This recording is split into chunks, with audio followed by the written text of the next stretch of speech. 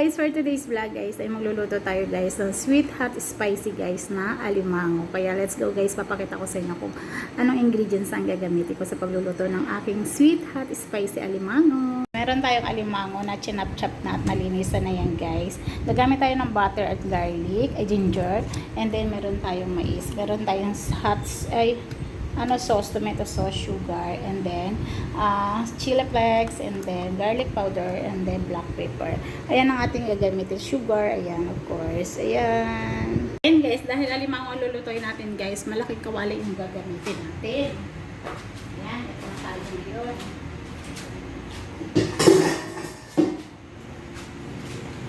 Ayan, maglalagay na tayo dito guys ng butter. Ayan.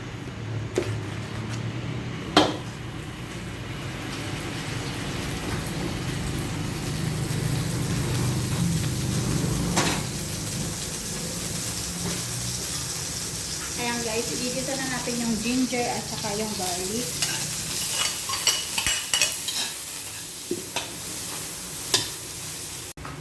Ayan guys, gagamit ako ng konting toyo guys.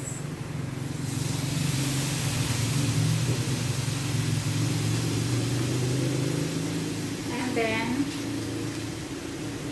ketchup.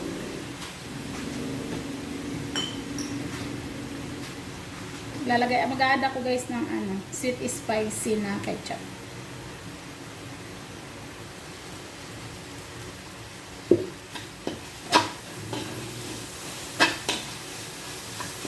Ayan guys. Mag-add tayo guys ng water.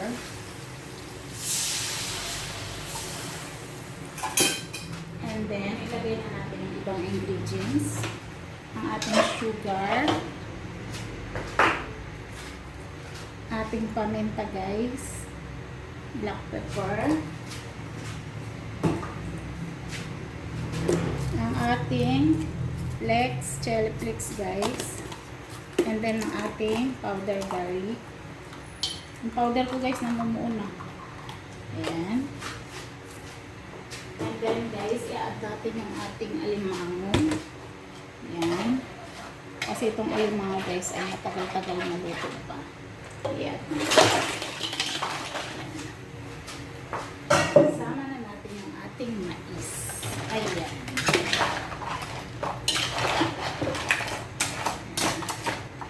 Ayan guys, mag-add lang tayo ng salt. Yan. Matakpan lang natin.